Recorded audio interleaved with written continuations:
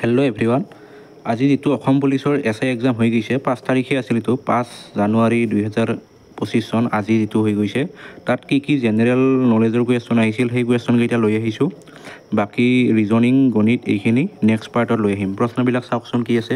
প্ৰথম কুৱেশ্যনটো দিছে, the famous Trimurti Sadashiv is a part of which among the following caves in India. যিটো আমাৰ ত্ৰিমূৰ্তি সদাশিৱ যিটো আমাৰ কেব আছে, এই কেবটো মানে কোনটো কেবৰ আণ্ডাৰত আহি যায় তাৰমানে। ইয়াৰ শুদ্ধ উত্তৰটো কি হ'ব? ইয়াৰ শুদ্ধ উত্তৰটো হ'ব আমাৰ Elephanta, option C2। Next 2 number কুৱেশ্যনটো চাওক, who was the first editor of Arunodoi. যিটো আমাৰ অৰুণোদয় মেগাজিন আছিল তাৰ প্ৰথম সম্পাদকগৰাকী কোন আছিল? তাৰ শুদ্ধ উত্তৰ হ'ব আমাৰ কি হ'ব? সকলোৱে জানে কিজানি, option A Nathan Brown. 3 the Gandhi Irwin pact was associated with which of the following movement of India. যিটো আমাৰ গান্ধী আৰউইন চুক্তি আছিল, এই চুক্তিখন তলৰ কোনটো আন্দোলনৰ লগত জড়িত আছিল? সেইটো কি হ'ব? সেইটো হ'ব আমাৰ চিভিল ডিছঅবিডিয়েঞ্চ, অপশ্যন B টো শুদ্ধ উত্তৰ হৈ যাব। 4 নম্বৰ কুৱেশ্যনটো চাওক, which Veda depicts the information about the most ancient Vedic age culture. যিটো আমাৰ একেবাৰে পুৰণা যিটো বৈদিক সভ্যতা আছে তাৰ বিষয়ে কোনখন বেদৰ পৰা জানিব পাৰোঁ? ইয়াৰ শুদ্ধ উত্তৰ অপশ্যন A টোৱে হ'ব, ঋগ্বেদ। তাৰপিছত 5 নম্বৰ কুৱেশ্যনটো চাওক, হুজ বাৰ্থডে ইজ চেলিব্ৰেটেড এজ অভিৰুচি স্পৰ্টছ ডে ইন আছাম। এইটো এটা সহজে প্ৰশ্ন আহিছে, যিটো আমাৰ অভিৰুচি ক্ৰীড়া দিৱস, সেই অভিৰুচি স্পৰ্টছ ডে কোনগৰাকী ব্যক্তিৰ জন্মদিনত পালন কৰা হয়? শুদ্ধ উত্তৰ option B Bhogeswar Baruah. 6 number question, which party is establish by Subhas Chandra Bose after he came out of the Indian National Congress. যিটো আমাৰ ভাৰতীয় জাতীয় কংগ্ৰেছৰ পৰা ওলাই অহাৰ পিছত সুভাষ চন্দ্ৰ বসুৱে তলৰ কোনটো দল গঠন কৰিছিল? ইয়াৰ শুদ্ধ উত্তৰ ফৰৱাৰ্ড ব্লক, অপশ্যন C2 শুদ্ধ উত্তৰ। 7 নম্বৰ কুৱেশ্যনটো আছে, who shifted his capital from Chikangram to Cooch Behar. ইয়াৰ শুদ্ধ উত্তৰ কি হ'ব? অপশ্যন C2 বিশ্বসিংহ হ'ব। Next 8 number question, name the place where Buddhist believe Gautam Buddha attain Parinirvana after his death. মৃত্যুৰ পিছত যিটো আমাৰ গৌতম বুদ্ধই পৰিনিৰ্বাণ লাভ কৰিছিল, তলৰ কোনটো ঠাইত পৰিনিৰ্বাণ লাভ কৰা বুলি বুদ্ধিষ্টসকলে মানে বিলিভ কৰে, বিশ্বাস কৰে আৰু। ইয়াৰ শুদ্ধ উত্তৰ কি হ'ব? অপশ্যন B টো Kushinagar. Next 9 number question, who was the court poet of Samudragupta. সমুদ্ৰগুপ্তৰ ৰাজসভাৰ কবিগৰাকী কোন আছিল? হৰিসেনা। 10 নম্বৰ কুৱেশ্যন আছিল, Aideu Sandikai the first female actor of Assamese screen adopted which of the following as her middle name. আমি জানো যে আইদেউ সন্দিকৈ প্ৰথমগৰাকী অসমীয়া অভিনেত্ৰী আছিল। তেওঁৰ নামৰ তাৰমানে মাজত কোনটো তলৰ শব্দ ব্যৱহাৰ কৰিছিল? পীতাম্বৰ, অপশ্যন শুদ্ধ উত্তৰ হ'ব পীতাম্বৰ। মানে চাওক কেনেকৈ লিখিছিল, তাৰমানে আইদেউ পীতাম্বৰ সন্দিকৈ এনেকৈ লিখিছিল। যেনেকৈ শচীন ৰমেশ তেণ্ডুলকাৰ বুলি লিখে, আমি কওঁ শচীন তেণ্ডুলকাৰ বুলি, তেনেকুৱা আৰু বস্তুটো। Next 11 number question, in 1923 by whom was the Swaraj party founded. Swaraj party কোনে প্ৰতিষ্ঠা কৰিছিল 1923 চনত? অপশ্যন A টো হ'ব মতিলাল নেহেৰু আৰু Chittaranjan Das. 12 number question, what was the roll of লাই মেকুৰী in the kitchen of Ahom king. এই কুৱেশ্যনটো মই পোৱা নাই, গুগল চাৰ্চ কৰোঁতেও বহুতটা বস্তু দেখাই আছে, সেইকাৰণে কোনোবাই যদি ইয়াৰ উত্তৰটো কৰিব পাৰিছে ক'বচোন কমেণ্টত তলত। নেক্সট 13 নম্বৰ কুৱেশ্যন, ৰবীন্দ্ৰনাথ, ইয়াত আৰটো এতে হ'ব, Rabindranath Tagore renounced his knighthood in protest against the. তাৰমানে যিটো আমি জানো ৰবীন্দ্ৰনাথ টেগৰে কি কৰিছিল, যিটো আমাৰ নাইটহুড উপাধি আছিল ব্ৰিটিছে দিয়া, সেই উপাধিটো ত্যাগ কৰিছিল তলৰ কোনটো তাৰমানে প্ৰতিবাদ কৰি? ইয়াৰ শুদ্ধ উত্তৰ জালিয়ানৱালাবাগ হত্যাকাণ্ডৰ বাবে। Next 14 number question, the battle of Samdhara was the first battle between Ahom and Mughals which was the last battle between both side. আমি জানো যিটো আমাৰ আহোম আৰু মোগলৰ প্ৰথম যুদ্ধখন ইয়াত দিছে চামাধৰা বুলি। প্ৰশ্নটোত সুধিছে শেষৰখন যুদ্ধ কি আছিল? ইয়াৰ শুদ্ধ উত্তৰ option C2 battle of Itakhuli, যিখন 1682 চনত হৈছিল।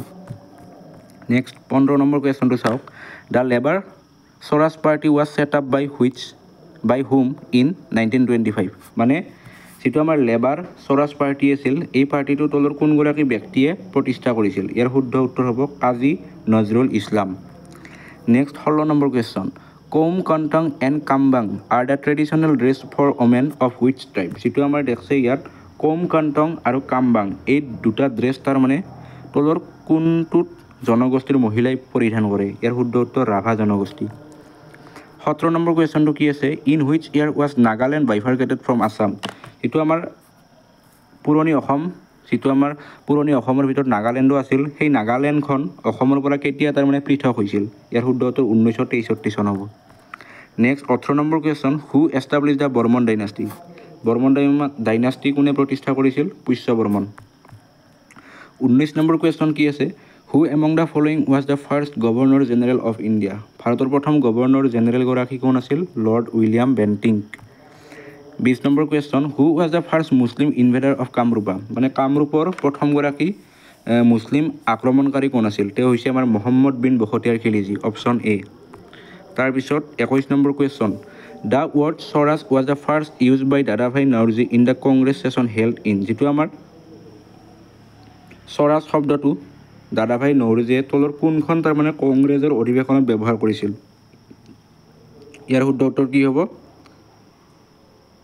1906 Kolkata next 22 who was the father of king হৰ্ষবৰ্ধনৰ দেউতাকৰ নাম কি আছিল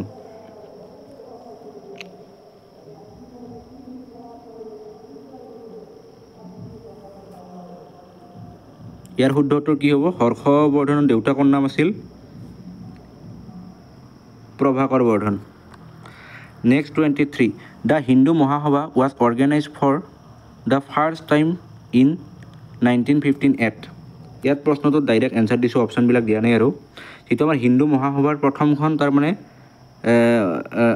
হিন্দু মহাসভা ক'ত তাৰমানে প্ৰতিষ্ঠা হৈছিল ঠাইটুকুৰা সুধিছে ইয়াৰ শুদ্ধ উত্তৰ হৰিদ্বাৰ নেক্সট 24 নম্বৰ কুৱেশ্যনটো চাওক হু ৰিবিল্ড দ্য কামাখ্যা টেম্পল যিটো আমাৰ কামাখ্যা টেম্পল আছে কামাখ্যা মন্দিৰ সেই মন্দিৰটো কোনে পুনৰ নিৰ্মাণ কৰিছিল নৰনাৰায়ণে হ'ব next 25 number question who was the mother of Srimanta শংকৰদেৱৰ মাকৰ নাম সুধিছে সত্যসন্ধা দেৱী আছিল শুদ্ধ উত্তৰ সত্যসন্ধা দেৱী নেক্সট 26 নম্বৰ কুৱেশ্যনটো চাওক who among the following ambassador of queen Elizabeth visited Akbar's court to obtain a farman for trade in Gujarat যিটো আমাৰ গুজৰাটত তাৰমানে বাণিজ্য মানে বেপাৰ কৰাৰ কাৰণে আকবৰৰ পৰা তলৰ কোনগৰাকী ব্যক্তিয়ে মানে ফৰমান এখন লাভ কৰিবলৈ সক্ষম হৈছিল আৰু এনেকৈ আহিছিল কুৱেশ্যনটো ইয়াৰ শুদ্ধ উত্তৰ জন মিল্ডেন হল হ'ব next 27 when and where was the first meeting of Assam association held যিটো আমাৰ আছাম এছ'চিয়েশ্যন আছিল তাৰ প্ৰথমখন মিটিং ক'ত আৰু কেতিয়া হৈছিল 1905 চনত ডিব্ৰুগড়ত next 28 who was the first governor of independent Assam ইয়াৰ শুদ্ধ উত্তৰ sir Akbar Hydari name the first men to oppose British administration in Assam যিটো আমাৰ ব্ৰিটিছ শাসনৰ বিৰোধিতা কৰা প্ৰথমগৰাকী অসমীয়া ব্যক্তি কোন আছিল তেওঁ হৈছে আমাৰ গমধৰ কোঁৱৰ 30 নম্বৰ কুৱেশ্যনটো চাওক in which year did Alexander invade India আলেকজেণ্ডাৰে কেতিয়া ভাৰত আক্ৰমণ কৰিছিল 326 BC name the two foreign countries which have international border with Assam মানে অসমৰ সৈতে কোন দুখন বিদেশী ৰাষ্ট্ৰই সীমা ভাগ বতৰা কৰি আছে ইয়াৰ শুদ্ধ উত্তৰ বাংলাদেশ আৰু Bhutan 32 number question which politician is known as the iron man of Assam ভাৰতৰ অসমৰ লৌহ মানৱ বুলি কাক জনা যায় Bishnuram Medhi which among the following is the smallest unit in a computer system এনেকৈ অপশ্যনবিলাক আছিল ইয়াৰ শুদ্ধ উত্তৰ পিক্সেল হ'ব অপশ্যনবিলাক এনেকৈ আছিল বেলেগকৈ 1-2কৈ 34 হোৱাট ইজ লাফিং গেছ আমি সকলোৱে জানো নাইট্ৰাছ অক্সাইড হয় 35 what is the name of the only novel written by ৰসৰাজ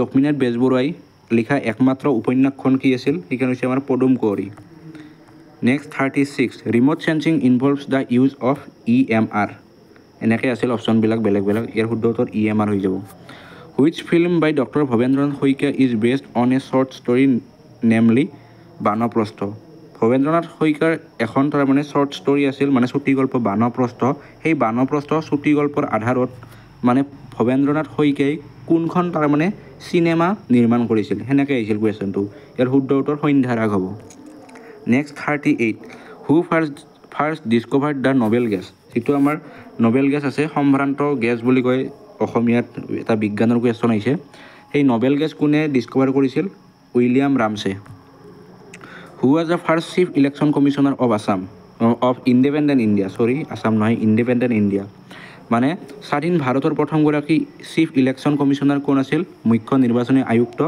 তেওঁ হৈছে আমাৰ Sukumar Sen 40 who became the first women president of the Indian Olympic association Indian Olympic এছ'চিয়েশ্যনৰ প্ৰথমগৰাকী ভাৰতীয় মহিলা সভাপতি কোন তেওঁ হৈছে আমাৰ P T Usha next 41 which of the following is used as a lubricant ইয়াৰ শুদ্ধ উত্তৰ হ'ব গ্ৰেফাইট অপশ্যন বেলেগো আছিল তাত 42 in which year did the government of India launch the unified payments interface or U P আই যিটো আমাৰ ইউ পি আই system আছে পইচা পে' কৰিব পৰা সেই ছিষ্টেমটো গভৰ্ণমেণ্ট অফ ইণ্ডিয়াই কেতিয়া লৈছিল 2016 চনত বাই what name was Swargadeo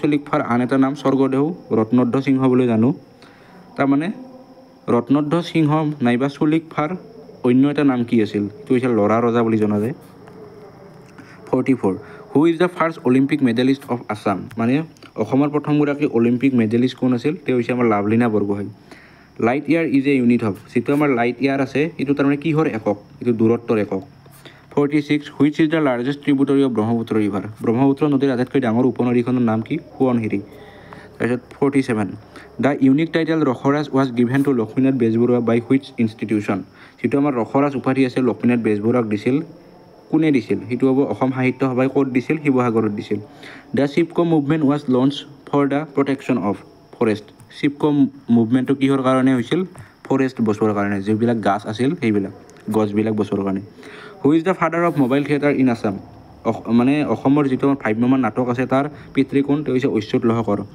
the green planet in the solar system is যিটো আমাৰ সেউজীয়া গ্ৰহ ছ'লাৰ ছিষ্টেমৰ সেইটো হৈছে Uranus 51 what was the name of the mascot of 33rd National Games held in Guwahati যিটো আমাৰ 33rd নেশ্যনেল গেমছ মে' বি 2007 চনত হৈছিল সেই ৰাষ্ট্ৰীয় গেমটোৰ মানে মাস্কট কি আছিল ৰংমন আৰু ৰংমনটো কি আছিল এটা গড় আছিল গড়ৰ Mascot 52 which of the following is the plant important in sericulture যিটো আমাৰ চেৰিকালচাৰ হয় তাৰ মানে এইটো কি মুগা পাট পলু টাইপৰ তাৰমানে যিটো আমাৰ খেতি কৰে সেই খেতিত তাৰমানে তলৰ কোনডাল গছ ব্যৱহাৰ হয় সেইটো সেনেকৈ হৈছিল প্ৰশ্নটো এইটো মূলবেৰী গছ মূলবেৰী Lachit Divas is being celebrated on which state Lachit Divas কেতিয়া পালন কৰা হয় 24 November who has the power to dissolve the Lok Sabha ভংগ কৰাৰ অধিকাৰ কাৰ আছে ৰাষ্ট্ৰপতিৰ the best cadet of the National Defence academy